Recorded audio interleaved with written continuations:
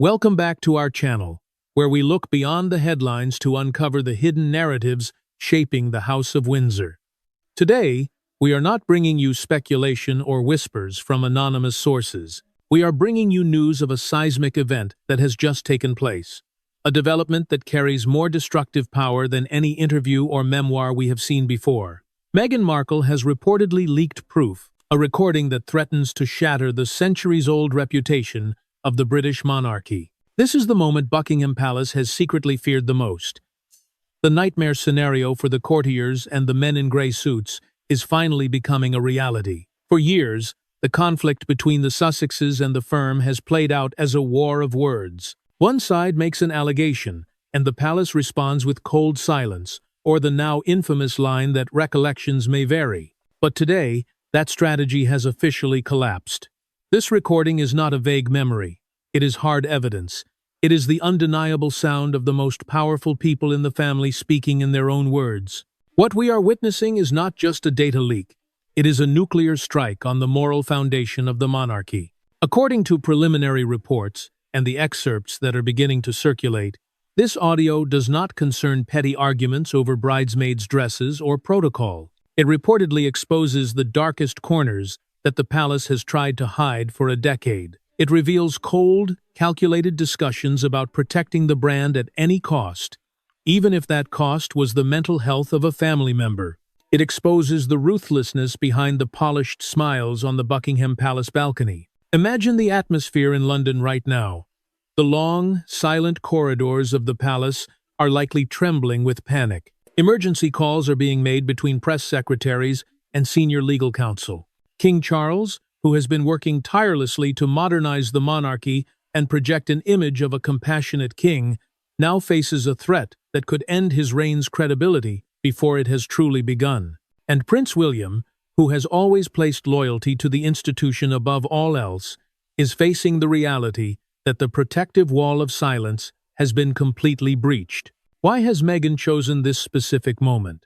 Why now, after months of relative quiet? Is this retaliation for the pressure she and Harry have faced recently? Or is this the final move to reclaim the narrative as she once promised? To understand the magnitude of this recording, we cannot just listen to it as celebrity gossip. We must view it as a historical piece of evidence. It is the Watergate of the royal family. It challenges the very survival of the institution in the 21st century. We need to understand how this shockwave traveled from Montecito to London, and why, from this second onwards, the royal family will never be the same again. Welcome back. If the initial leak was an earthquake, what we are witnessing now is the devastating tsunami that follows. As the shock waves ripple out from Montecito to the heart of London, the true nature of this recording is beginning to surface, and it is far more chilling than anyone anticipated. We are not listening to a heated argument. We are not hearing shouting or obvious aggression. No. What makes this recording a weapon of mass destruction against the monarchy is the terrifying calmness of the voices involved. According to insiders who have analyzed the audio, the recording captures a high-level meeting that took place just days before Harry and Meghan's departure. The voices are unmistakable. It is the sound of the institution discussing a family member not as a human being in crisis, but as a liability to be managed, a problem to be neutralized. The cold, corporate indifference in their tone is what destroys the kind grandfather image King Charles has spent decades cultivating. In the recording, a senior courtier can purportedly be heard suggesting that Meghan's mental health struggles were inconvenient for the diary and that allowing her to seek external help would look weak for the brand. But the most damning moment comes not from a courtier, but from the silence that follows.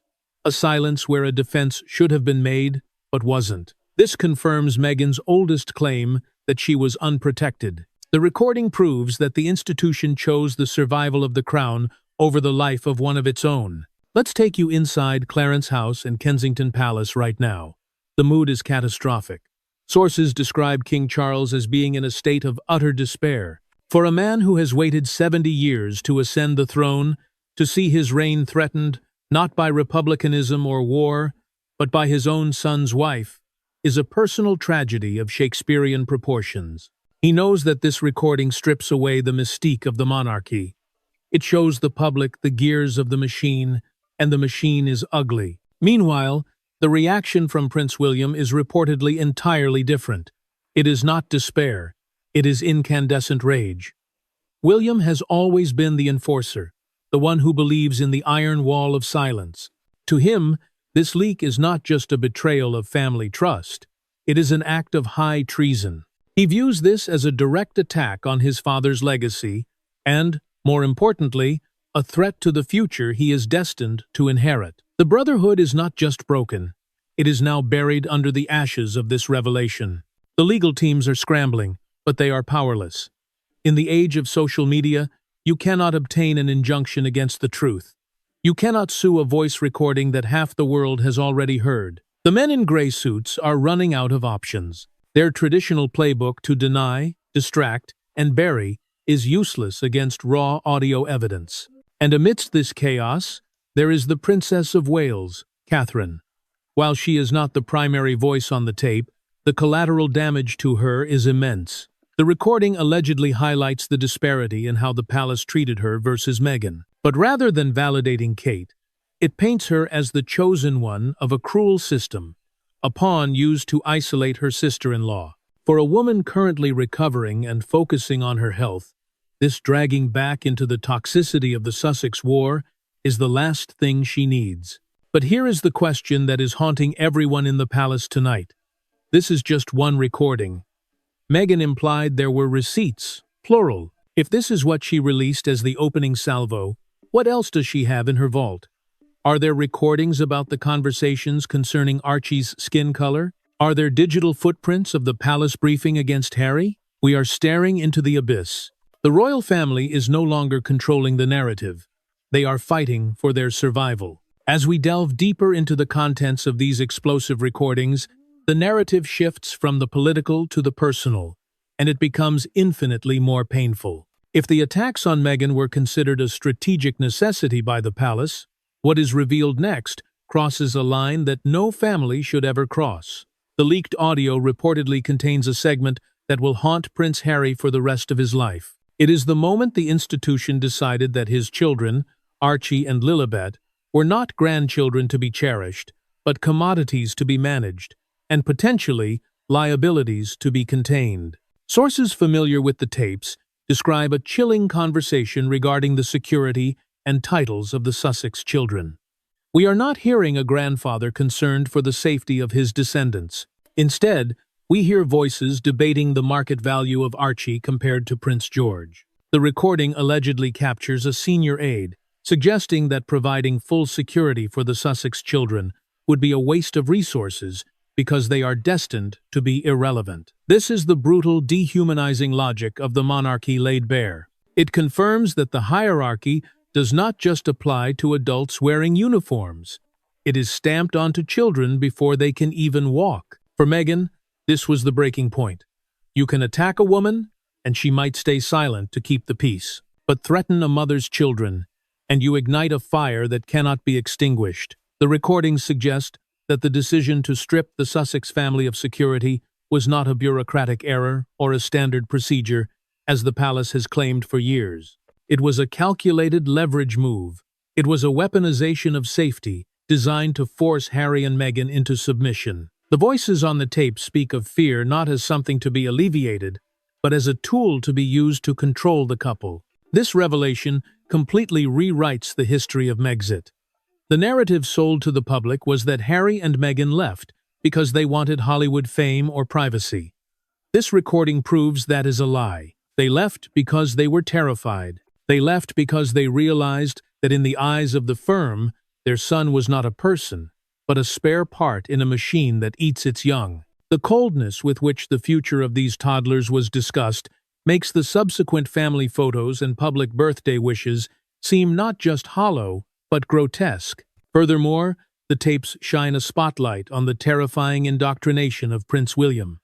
There are moments where the future king's silence is louder than any shout. He has been raised to believe that the survival of the dynasty justifies any collateral damage, even if that damage is his own nephew. This is the tragedy of the heir. He has been molded by the men in gray suits to value the crown over his own flesh and blood. The recording exposes the widening moral chasm between the brothers. One is fighting for his family's physical survival. The other is fighting for the institution's survival. The most heartbreaking aspect of this segment is the realization of what has been lost. We hear the machinery of the palace actively dismantling the potential for a relationship between the cousins. By treating Archie and Lilibet as outsiders from birth, the institution ensured that the next generation would be fractured. They created the very division they now claim to lament, leaving a scar on the family tree that may never heal. If the treatment of the children was the emotional low point of these recordings, what we uncover next is the smoking gun of political corruption. For decades, the royal family has maintained that they have no control over the British press, portraying themselves as helpless victims of intrusive tabloids. This recording proves that claim is the greatest lie of the modern monarchy. The audio allegedly exposes what Prince Harry has called the invisible contract, but hearing it in practice is far more sinister than reading about it in a memoir. We are witnessing a calculated, symbiotic relationship where family members are not protected but traded like currency. The recording captures a conversation that sounds less like a royal briefing and more like a mob boss ordering a hit. A senior communications secretary can be heard discussing a strategy to bury a negative story about a senior royal by offering up a more damaging, exclusive story about Meghan. This is the practice known as horse trading, and it confirms the Sussexes' long-standing accusation that they were fed to the wolves to keep others warm. The tapes reveal that the avalanche of negative headlines regarding Meghan's staff turnover or her waking up early to send emails was not organic journalism. It was an orchestrated campaign, authorized from within the palace walls, to distract the public from scandals involving the direct line of succession. This is the ultimate betrayal. It means that the people Harry was supposed to trust, the people sharing Christmas dinner with him, were simultaneously sanctioning the destruction of his wife's reputation to shield themselves. The recording exposes a ruthlessness that chills the blood. It shows that the royal rota system is not a method of transparency, but a tool of manipulation. The voices on the tape view the press not as an enemy to be fought, but as a beast that must be fed fresh meat daily, and for a long time, the Sussexes were the main course. For Prince Harry, the release of this specific segment is total vindication. For years, he was gaslighted, told that he was paranoid, oversensitive, and seeing shadows where there were none. The institution tried to convince the world that Harry was mentally unstable for believing the palace was leaking against him. Now, the world can hear the mechanics of that leaking with their own ears. It proves that his paranoia was actually precision. He wasn't crazy. He was the only one seeing the trap before it snapped shut. The implications for the British media are equally catastrophic. This recording strips away any pretense of objective reporting regarding the royal family. It reveals that many of the royal experts and commentators who spent years tearing Meghan apart were essentially acting as mouthpieces for palace factions. The credibility of the entire royal reporting ecosystem has been shattered. The public now knows that what they read on the front pages is often just the result of a dirty deal made in a back room at Kensington Palace. But beyond the politics and the media games, there is a personal tragedy here that is almost unbearable to watch. This horse trading strategy requires a complete lack of love. You cannot love a brother and simultaneously authorize a press briefing that destroys his wife. The recording suggests that for the monarchy to survive, love had to be extinguished and replaced with protocol and survival instincts. We have now arrived at the most devastating segment of these recordings. Until this moment, the leaks have exposed the machinery of the palace, the courtiers, and the press strategies. But this specific audio file strips away all the bureaucracy and leaves us with something raw and agonizing. It is the sound of a family breaking apart in real time. According to sources who have heard the tape, this captures the final, private confrontation between Prince Harry and then Prince Charles, a conversation that effectively killed their relationship and made the departure inevitable. The audio reportedly takes place in the days leading up to the public announcement of the split. The contrast between the two voices is heartbreaking. On one side, you hear Harry, sounding desperate, pleading not for money or titles, but for basic acknowledgement of the danger his wife was in. On the other side, you hear Charles. But it is not the voice of a father concerned for his son. It is the voice of a CEO managing a rogue employee. The coldness in his tone is described as terrifying. When Harry brings up the history of what happened to Princess Diana, drawing a parallel to Meghan's plight, Charles allegedly shuts him down with a silence so heavy it feels violent. The most shocking revelation in this segment is the weaponization of finance. For years, the narrative was that Harry and Meghan wanted to make money. This recording flips that script entirely. It reveals that the palace threatened to cut off security funding not because the couple was leaving, but as a preemptive punishment for challenging the hierarchy. You can hear the ultimatum being delivered. It was not a negotiation, it was an eviction. The father told the son that if he could not control his wife, the institution could not support his life. This is the moment the darling boy facade crumbled. In the recording, Harry reportedly asks a question that hangs in the air like a ghost. He asks his father if the institution matters more than his own flesh and blood. The answer he receives is not a yes or a no, but a deflection about duty and precedent. That non-answer was the final nail in the coffin. It proved to Harry that the man sitting across from him was no longer Pa.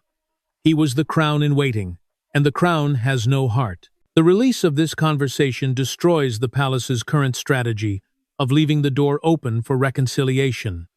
It exposes that public stance as pure theater. You cannot reconcile with a father who sounded so indifferent to your destruction. This audio validates every angry look, every rigid shoulder we have seen from Harry at recent royal events. He isn't holding a grudge, he is holding a trauma. He is carrying the memory of the moment his father chose the job over the child. As the tape ends, the listener is left with a profound sense of loss.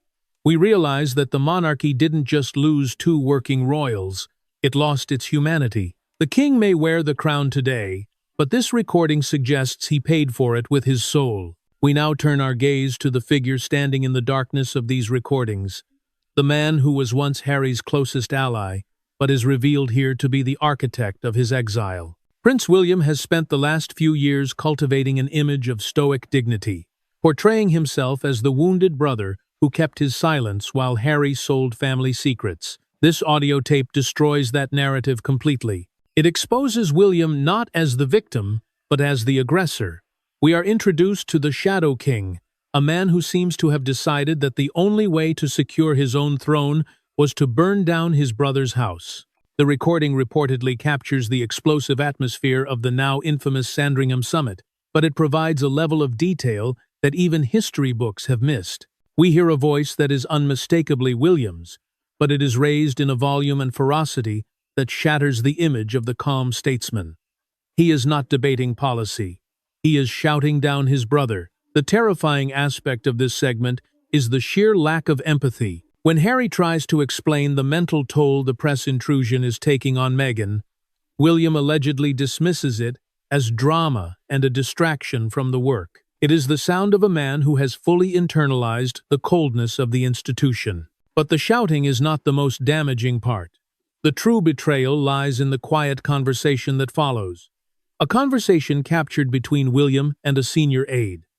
In this exchange, the mask slips entirely. The recording suggests that William was aware of, and perhaps even authorized, the leaking of negative stories about Harry and Meghan to distract from rumors surrounding his own private life. This is the Machiavellian twist that changes everything. It implies that the rift between the brothers was not just a tragedy of circumstance, but a calculated political maneuver.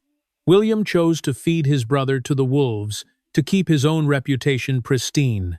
This revelation recontextualizes the entire breakdown of the Fab Four.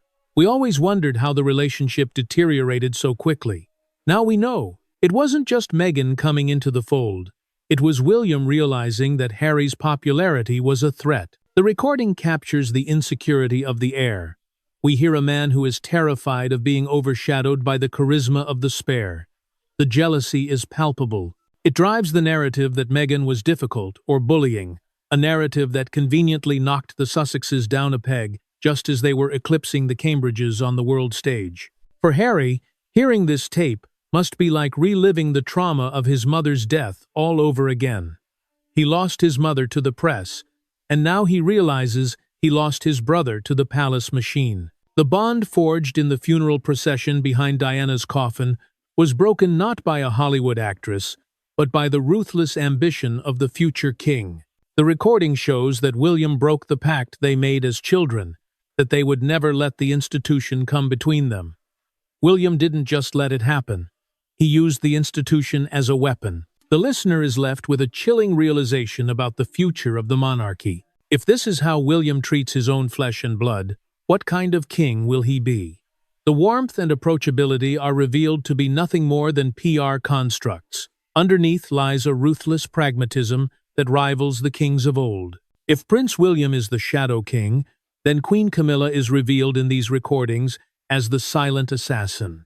For years, Prince Harry has warned us about the role his stepmother played in the breakdown of the family. In his memoir, he accused her of leaving bodies in the street to pave her way to the crown.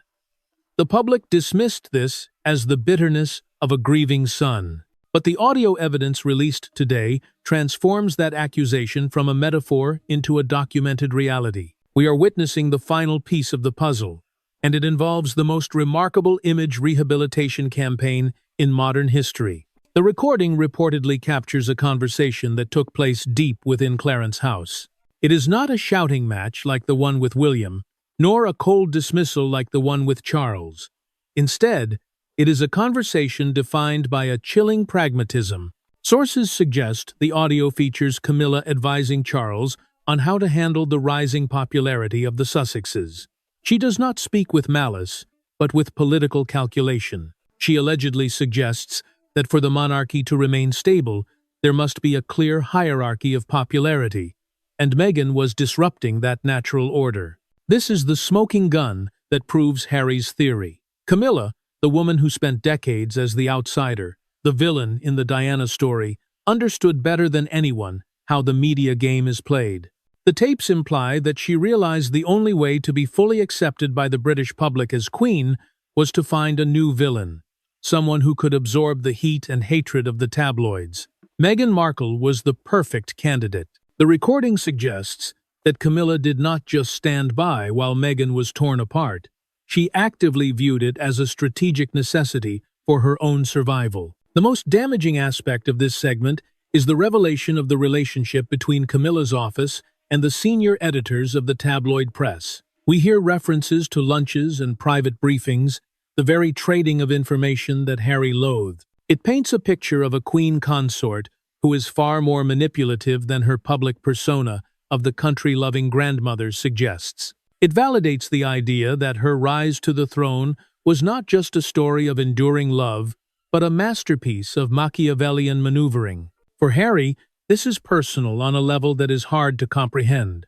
To hear his father's wife, the woman who took his mother's place, calmly discussing the dismantling of his own family must be agonizing. It reinforces the narrative that he and William were not just brothers, but competitors in a game rigged by the generation above them. Camilla's survival depended on the destruction of the spare, and she played her hand perfectly. The release of this tape poses a catastrophic problem for King Charles.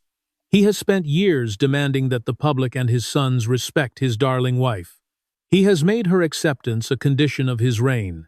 But now, the world sees her not as the supportive spouse, but as a key architect of the family's destruction.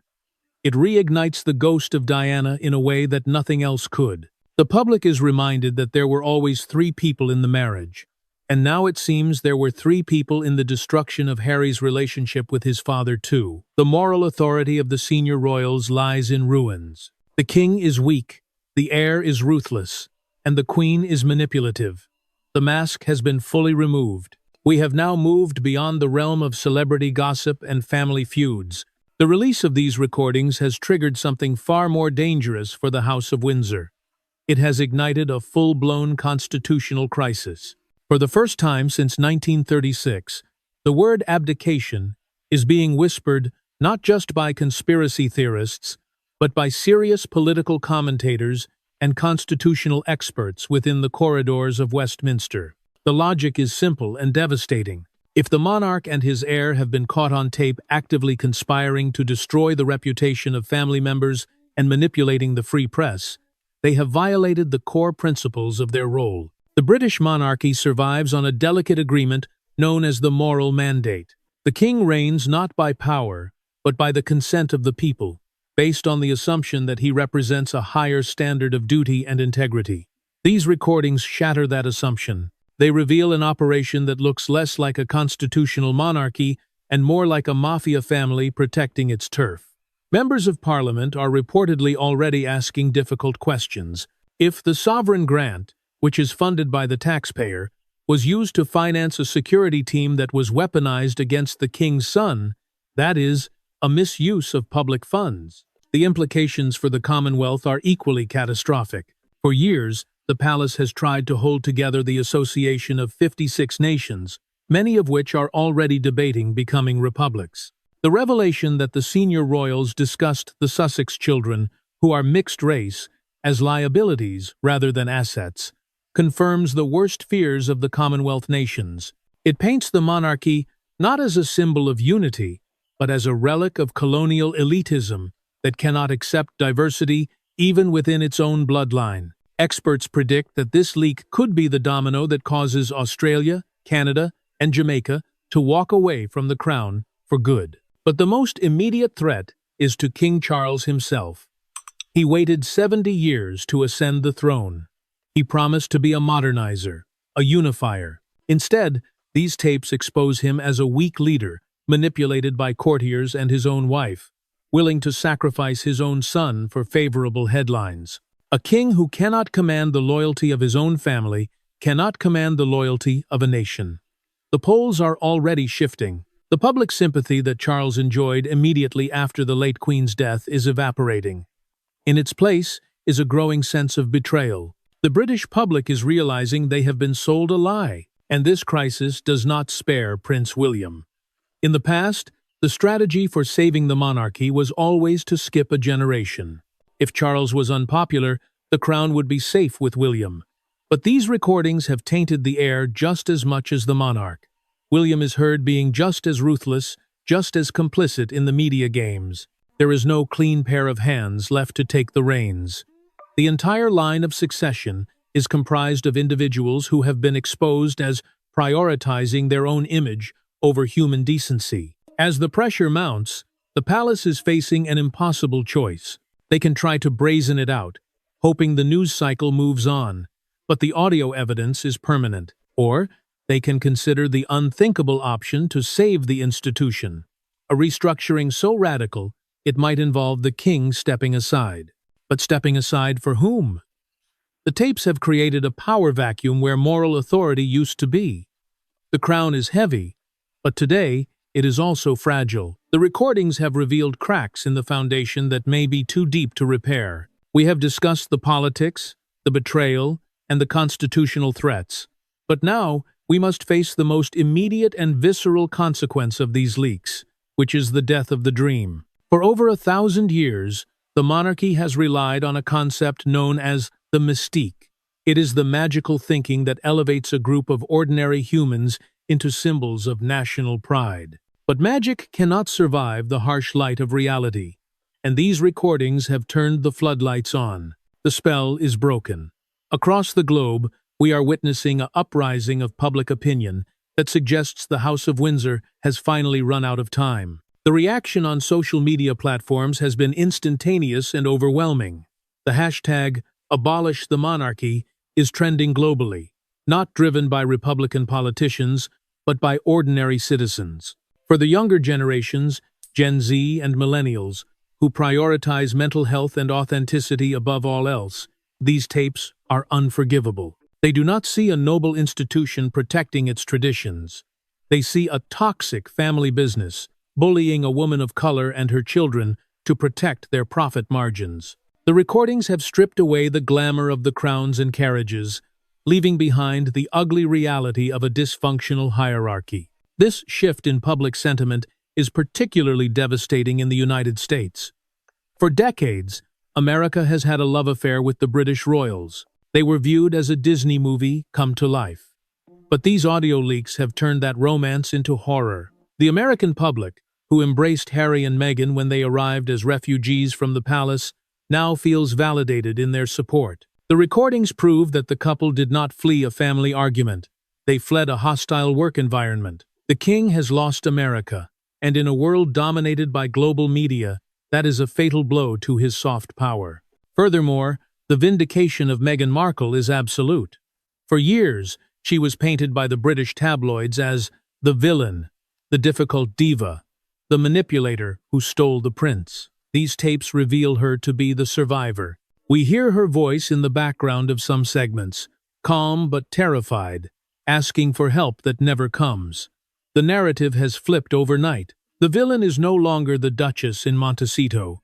It is the silent, complicit machinery of the palace in London. The public apology that she deserves will likely never come from the king, but it is currently being delivered by the people in the court of public opinion. The danger for the monarchy now is apathy. Anger is manageable, but disgust is terminal. We are seeing millions of people who once lined the streets for weddings and jubilees now turning their backs. They are canceling their emotional subscription to the royal soap opera. If the king cannot be a moral leader and the heir cannot be a trusted brother, then what is the point of them? The recordings have reduced the Windsors to just another wealthy, celebrity family behaving badly. And without the veil of majesty, the taxpayer funding becomes harder to justify. As the world processes the shock of these revelations, the palace remains locked down, trapped in a paralysis of its own making. They cannot deny the tapes, they cannot spin them, and they cannot ignore them. They are watching the collapse of their relevance in real time. We have reached the end of this saga. But for the House of Windsor, the nightmare is only just beginning. This is the endgame. The recordings have stopped playing, but the silence that follows is deafening. We are now living in the aftermath of the greatest institutional failure in modern royal history. The release of these tapes has answered the ultimate question: can the monarchy survive the truth? The answer, increasingly, appears to be no. The damage is irreversible. You can rebuild a castle, but you cannot rebuild trust once the public realizes the foundation was built on manipulation and betrayal. King Charles began his reign with a vision of a slimmed-down monarchy. Ironically, he has achieved exactly that, but not in the way he intended. It is not slimmed down by efficiency, it is hollowed out by scandal. The senior royals are now viewed not as leaders, but as survivors clinging to the wreckage of their reputation. The mystique is gone. When the king waves from the balcony now, the crowds do not see God's anointed representative. They see a man who authorized the sacrifice of his own son. The pageantry has been stripped of its power, leaving behind only costumes and empty traditions. For Prince William, the tragedy is even more profound. He spent his life preparing to be king, sacrificing his relationship with his brother to protect the crown. But these recordings suggest that by the time he ascends the throne, there may be nothing left to rule. He inherits a poisoned chalice. The Commonwealth is fracturing, the youth are disengaging, and the moral authority required to unite the nation has evaporated. He fought to save the institution, but in doing so, he destroyed the very values that made it worth saving. He is the king of ashes. Conversely, history will likely look kindly on Harry and Meghan. For years, they were vilified as traitors who abandoned their duty. These recordings vindicate them as whistleblowers who refused to be complicit in a corrupt system. They walked away not because they were weak, but because they were the only ones strong enough to break the cycle of pain. They are the only ones in this story who are truly free. They built a life based on their own truth, while the family they left behind remains trapped in a golden cage of their own making. What does a post-royal Britain look like? It looks like a nation finally growing up. The deference is over. The era of accepting that some people are born superior to others is ending. The leaking of these tapes has accelerated the inevitable transition toward a republic. The debate is no longer if, but when. The public is realizing that they do not need a royal family to define their identity. They need hospitals, they need schools, and they need leaders who are accountable, not icons who are untouchable. The tragedy of the House of Windsor is that they believed they were too big to fail. They believed they could control the narrative forever. But in the digital age, the truth always finds a way out. Meghan Markle's receipts did not destroy the monarchy. The monarchy destroyed itself by acting in a way that could not withstand the light of day. The curtain has fallen. The fairy tale is dead. And as we look at the empty balcony, we realize that the greatest lesson of this entire scandal is simple. In the end, character is the only crown that matters. Thank you for joining us on this deep dive into the crisis that changed everything. The world is watching, and the history books are being rewritten as we speak. Goodbye for now.